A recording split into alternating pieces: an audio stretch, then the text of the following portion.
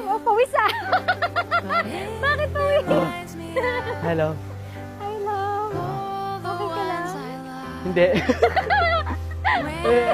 Ayun pa ako nakabahan. Huwag ka kabahan. Relax ka lang. Pray tayo? Okay, let's go. Hi, Nashiko. I guess my heart always knew that one day I would end up marrying you. And I still can't believe that day has finally come. God allowed our paths to cross May of 2007. Parehas tayo ng boses. Sa lahat, actually. Okay, makikita mo. And here we are, May 2024, 17 years later, about to become one.